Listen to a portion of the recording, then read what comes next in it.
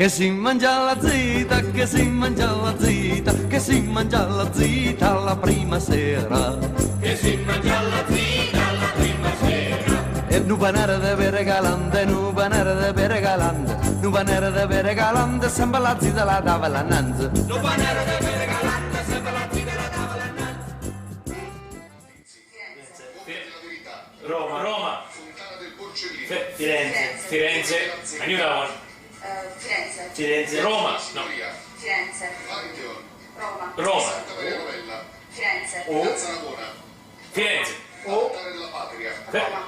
I think Steve we'll get it. Sorry guys, we're just by the way, I'm totally better than you. I got like most of the answers, and but nobody beats my dad because he knows all the answers. Cari amici sportivi, welcome to yet another edition of the Red Card Weekly, here where we mostly speak about Serie A, sometimes from international, sometimes from European, and yes, we're not professionals, nor do we pretend to be. Always faithfully to my right, Mr. Steve. I really thought my beloved Milan would give me an away win, but in the end, I'm really sorry for Vinny because he got it kicked right in the shin. Bolillo, thanks for that. You don't have to, take out your frustrations out on me. And I am Vince. In Calabria abbiamo festeggiato il 100 anni della regina e per le vedere in Serie A ci vuole veramente un'intervenzione divina. Tavernese. Welcome guys, welcome. Me and Steve were trying to do l'eredità because it's much more entertaining than watching Milan, but you know what, we'll get into that. We'll get into that very, very soon. Steve, do you want to start off right away? We'll get into the things and then we'll just finish off with Milan because I think we'll get a lot of frustrations, a lot of things to talk about. Why don't we start from Saturday's game? Guys, we're going to take you through the whole games. We'll finish off with some Milan, still going with the interactive screen. So let's start off with, we had Lazio, Bologna on, Steve. Oh. We had Lazio, Bologna on. You really wanted to talk about that game. Yeah, I think Steve really summed up the way the game went. I watched that game, and Steve, we were talking to each other seriously. Guys, I love Serie A, and everybody knows out there I'm really, really pro Serie A. But when I see games like Bologna and Lazio play, guys, it's really, really hard for someone who's not a fanatic of calcio to get involved in the game or try to root for a different team. These two teams were both terrible. Yeah, no, it was so slow. There was no Steve, maybe a couple of chances on each side. Diamante had a couple of good shots at the beginning of the game, but Eddie Rea, I didn't see any. Yes, they didn't look like they wanted to win. Yeah, in reality, Lazio was trying to protect the tie. Exactly. I don't know. And it's two teams that needed to win. Yeah, no, definitely. They both needed the points. Lazio a little bit higher up in the table, but more for confidence than anything else. But Bologna, guys, come on. It's not like they have a bad team, but Bad at home team is bad. You need to be better at home. It's a bad team, Vince.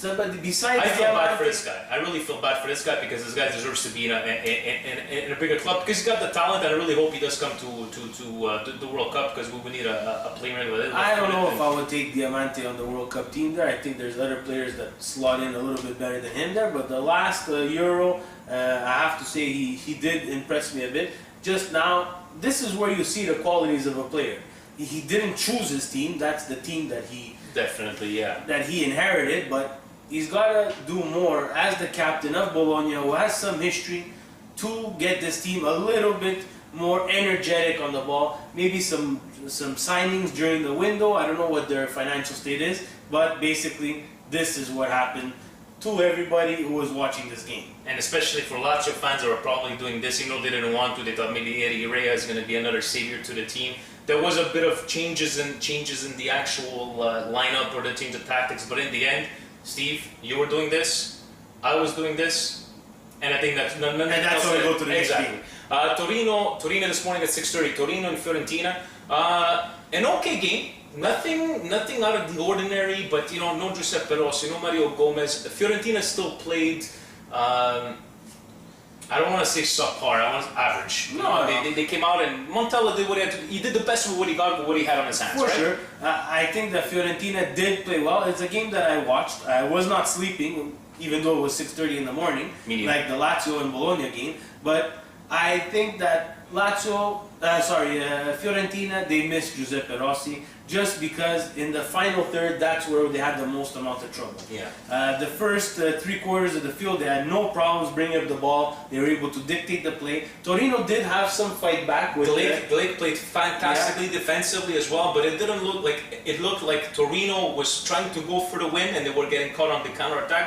Borja Valero played very good, trying to hold the ball and create some chances, but this team with no Giuseppe Rossi and no Mario Gomez, that's why they're probably trying to go after Matri. Speriamo you go after Matri, please, because they need some striking up front, especially if they're going to try, go. They're still in the Europa League, right? Today on the app that I usually use to follow SerieA, there just to look at their starting formation, they did form the Christmas tree formation with Quadrado playing a bit higher.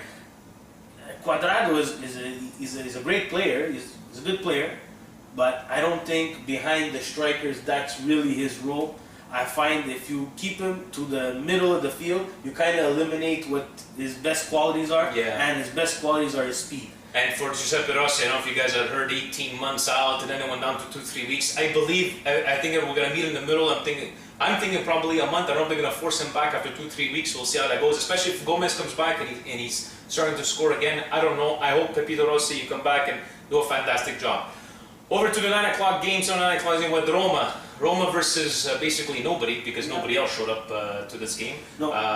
Steve? Genoa had Gilardino out through suspension, and Roma, I have to give them kudos. Last week I was a hater. This week I have to tell all the Romaristas out there, your team did come back after possibly demoralizing loss to Juventus. With a midweek result in the Coppa Italia. And again, this Sunday, 9 o'clock, they did not fail. Look, guys, this is the way Roma has to play. They didn't Roma stop, Steve. did not stop 1 second in this game. Through the highlights, you could just pick that up through the highlights, not even watching the game. You saw, it was Totti, it was Florenzi, it was Dodo, it was Benassia from the back. They did 5 not goals, stop. Benassia this year. 5 goals from Benassia, which is a good thing, and that's what surprised me about Roma. They didn't stop. They went and they went and they went, and yes, okay, they're playing Genoa. I get it, but I think Roma did need some sort of boost with this kind of win, because right now I think we can fairly say that without Totti, no party. Those games that he wasn't playing, yes, they had some wins in there, but they were not convincing wins, and it looks like not because Totti's the best player in Serie A, it's because Totti brings something to the field that everybody else looks to be playing better because they know Totti's on the field with them. Florenzi scored a fantastic goal. They were comparing it to Van Basten's goal. I'm like, okay, wait a minute there, Van Basten. Take it easy. But Florenzi is a great talent. I'm not sure ready for the World Cup yet. As we're saying here, Benassia did score once again, but Roma. Yes, they're saying that the title is not over, but they will need to string at least the way Juventus is going right now, they will need to string at least 6-7 wins in a row. Winning against the big guys. That's the problem with Roma right now. They could string as many results as they want together. If Juve doesn't falter, you can't catch up. 8 points, right? 8 points. That's guys. You need to lose 2 games. You got to win those 2 games there. But once again, I will repeat: no Roma fan is gonna make me believe that they thought they would be in second place today. So if no one believed that they were going to be in second place, but let's face it, you're in second place. Yes, now. you are. So now you got to deal with it. With one now loss. you have to deal with the trash talking that comes with being second place. That's my argument with the Twitter world. Yes, at the beginning of the season, they were not figured to be second place, but right now they're in second place. That's right. So deal with it. You're going to get everybody who's going to come after you for every single little thing that Roma does, right or wrong, whatever the opinion is. So you got to deal with it. Exactly. The Milan signing today was his first start. Yeah. Very. Coppa Italia, but his first official Serie A start. Yeah, it's official first Serie A start, which happened at a perfect time because Daniel De Rossi was suspended. Exactly. Because of his red card. So it was an easy slot for Garcia. I'm curious to see when everybody's healthy, how's he going to manage that, Rudi Garcia. Let's move over to Juventus and Cagliari at the question mark arena. Still cannot bring over 5,000 fans because of whatever security. And out of the 5,000 fans, and you know what? We wanted to put a picture of David Moyes, but why didn't we? It's because there's only 5,000 fans. It's only normal they were going to find you, David.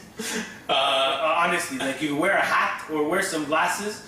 You were there to scout Astori from Cagliari. Yes, but we're also not dumb. You're there to look at Marchisio. Or trying to bring back, suppose now they're trying to bring back Pogba So let me get this straight, Manchester United. You know that PSG is offering close to 60 million or 40 plus Verratti, and you're going to say we're going to offer 30 to bring Pogba back. No. Pogba ain't going back to Manchester United, but anyways, Juventus did it once again. A little scared at the beginning with the goal from Piniglia of deflection. He was left alone in front of Buffon and buried it. And then after that, missed chances from Cagliari. Do you think that maybe Cagliari took that goal a bit like, hey, we can do this, and maybe took Juventus a bit light? Let's guys, it's Juventus here. We're not talking Juventus, about. but Cagliari did have some chances that they did not score, and then the machine opened and it was ready to go. Yeah. A good change by Conte where he took out Pirlo. It happened in his favor. He inserted the Marchisio, which all the Juventini were bashing before he scored this goal. And now magically on Twitter, everybody loves him. A bit of a mistake by the goalie, if you ask me. Fantastic, like he played fantastic, but to me it was more of an error from the defenseman than actually a great strike from Marchisio. But it's good to see. It was a great strike. If you can.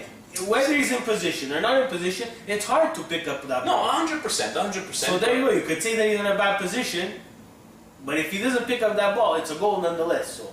Yeah, but Adnan had a very bad game defending. The fourth goal on Lake Steiner where he had the ball. And anyway, Steve, before we move on, we're probably going to change pictures soon. What is your price tag on Marchisio? Realistic. Realistic price tag is between 20 and 30 million. 20, we settle on 25, let's meet down the middle, 25? 25, I would sell them for 25. We talked about this last week, we said 25, I think it would be maybe, but all comes back to what is Juventus going to do with that 25 million if they do sell him. Pogba, I don't believe anything of this, he's going to stay at Juventus, and Juventus does it once again, 4 goals, right? Yes, Buffon let one in, but this in is the 11 end, straight. There's a reason why these guys are the best team in SerieA right now.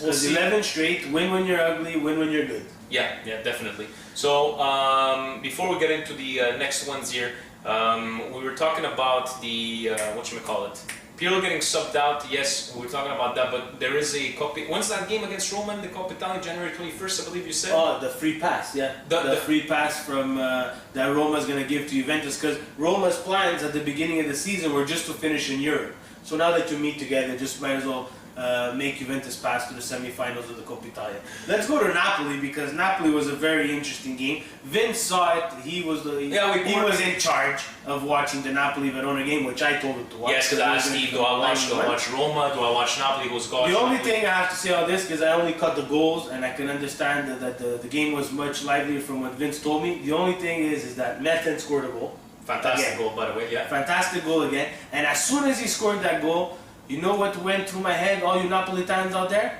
Oh my God, Insigne's never going to see the field again. But he did get subbed on, he took out Callejon, Insigne came on, and he did score. And you know what, I'm going to say this, Verona played very well. The beginning was always back and forth, but Verona to me, like Tony had a couple of good shots on, but he was directly onto the goalie. And if you don't bury those chances against a team like Napoli, right, Napoli's going to take it to you. And what did they do? Without Hamsik, on the sidelines, right? Yes, they're playing Verona, but Verona has been very, very impressive this year compared to the players that they have. But right now, I don't know if there's maybe some unrest in Verona with the Jorginho and it's probably very hard on a team like Verona, who is in a position where they did not think that they were going to be. Yeah. Verona team, which financially, I don't know if they're not in the red, but very close to it, being a team coming straight from B. The costs are higher, significantly higher to travel, SerieA, and so on and so forth. But every week your players eat turbes in a room, or Jorginho's in a room. It might not be mentally stable for everybody, right? Exactly. So it must be very, very hard on a team like Verona, and kudos to them. They still put up a good fight against a good Napoli team. Yeah, but Napoli did need this win, Steve. I think we could agree on this. They needed not like a 1-0 win, a convincing 3-0 win. They played very well, even though Higuain didn't score. It was a very big part of the attacking play. Even Pandev, Hair Club for Men Pandev, played a very, very good game. And it was nice to see Mertens, Callejon, and Insigne, and what's his name, Rafa Benitez, being able to change up these guys here. But he's got a good problem on his hands right now. Yeah. He's got a good problem, but God forbid one of these guys hurts. How's he going to manage with these kind of players there? So we'll see. But Napoli, I like right now from the last game, like what I saw from Napoli, and hopefully before we change, World Cup, yes or no? Insigne, it's very hard. If he continues to play off the bench, it's very hard for Prandelli to assess him and take a spot out of those 23, 24 players that he's going to bring and give it to someone who comes off the bench. Much better, maybe the Euros in 2 years, and maybe the World Cup. Maybe that's his time there. But in the under 21, we saw he did perform well with the Azzurri shirt. He did take it as something very, very important to him in his career. Did get injured, but you know. Yeah. Yeah. So, yeah. So the Twitter world informed us that we were very quiet. Thank you to Milan fans for giving us this beautiful picture. Yeah, but, exactly. I wanted Allegri's picture like somewhere over here. Allegri does not deserve to be on the screen, and it's not all Allegri on this one. How is Torino starting? How is Torino starting? I don't understand. I don't understand against Sassuolo.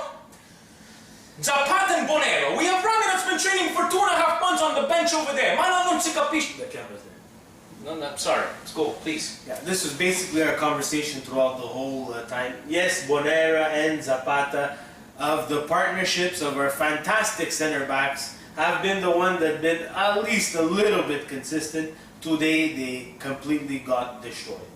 Destroyed in a way that a special player had to destroy them like that.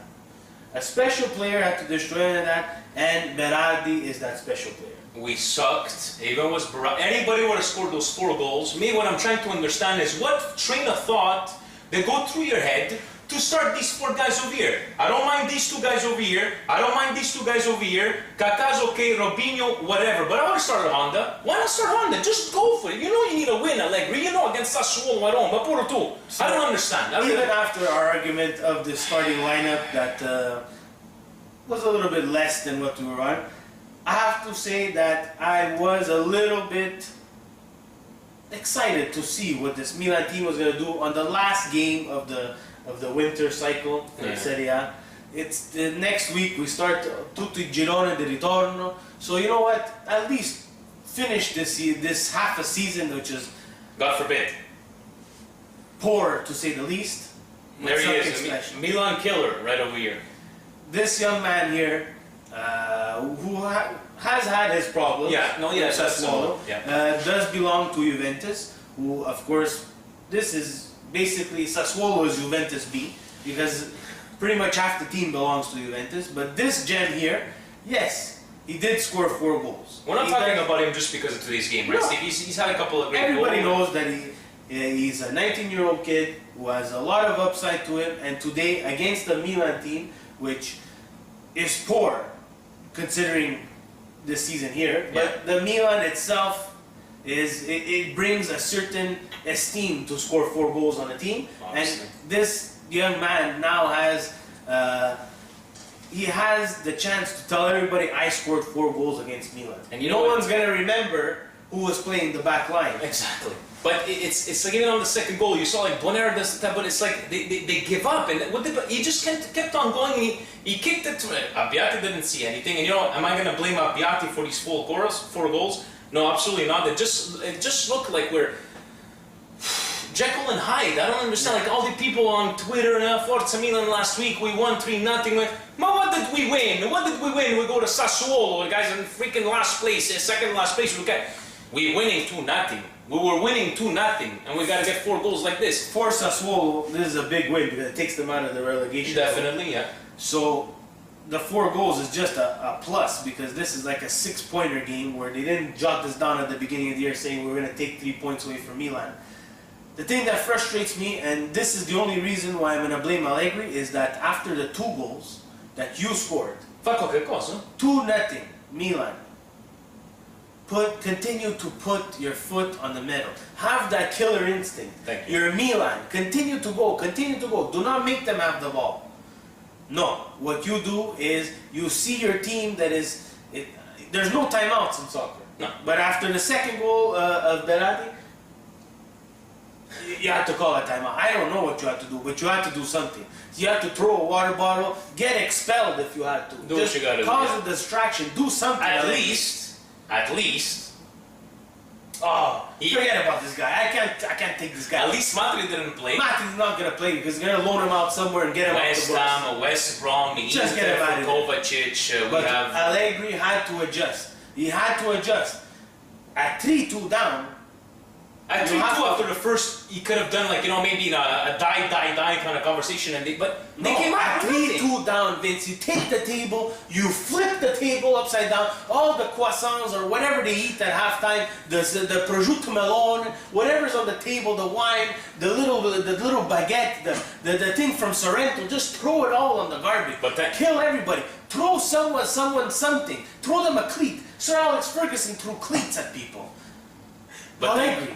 thank you, Steve, for not having any alcohol in the house because I was kind of fidgety and it's like, guys, there's no more explanation. Just throw away the season. Honestly, at this point, just throw away the season. No, you can't. I Not don't throw away, agree but throw it's away like, the season. don't talk to me about third place. Don't talk to me about Europe. But just try to win. That's No, it. and that's the thing that's frustrating about the Milan in itself.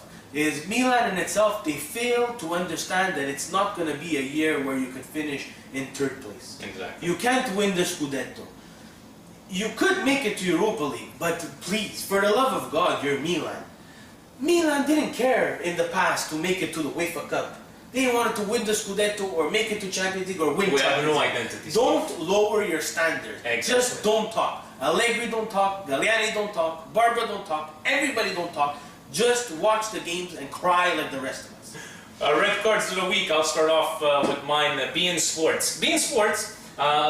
If you're going to offer soccer to us Canadians over here, do you want to maybe start the games at the actual time that they start at 2:45, not put them at 3 o'clock where I have to go to some Russian site, I got to go watch it in French or in Arabic and miss the 2 goals because beIN Sports, if you can't show it at the beginning, I don't want to see Espanyol versus Osasuna. Put the freaking game and starting at the same time, 2:45. Please, thank you. Good, go. My red card goes to Rai, just for the fact that today they decided, out of all the games, to show Juventus against Cagliari. Now, Juventus against Cagliari, no offense to all the Cagliari fans, already is a mismatch. Yeah. So you don't want to watch that game. I personally don't want to watch it because I'm not a Milanese. The Juventini, I can understand that it's okay with you guys to watch. But that's not even why I'm mad. Why I'm mad is because they're playing in Cagliari, not beautiful Juventus Stadium, which, as a Milanese, I can admit is a beautiful stadium. They're playing at Question Mark Arena. Question Mark Arena, where already Rai and the SerieA have a problem with attendance. Yeah. So their camera is facing empty stands because Question Mark Arena can only hold 5,000 fans. 5,000 fans. No, they could hold more, but they're not allowed to have more than 5,000 for safety. Because of safety and security. 5,000 fans. 5,000 fans. It just made SerieA look That's bad. terrible. Steve. Made it look like a garage league. The best team in Italy playing against a team like Cagliari who has a little bit of fight in them, playing in a stadium which is terrible. You should have shown another game. It doesn't do good for the image of culture. Guys, thank you very much. We'll see you next week. Alla prossima. Ciao.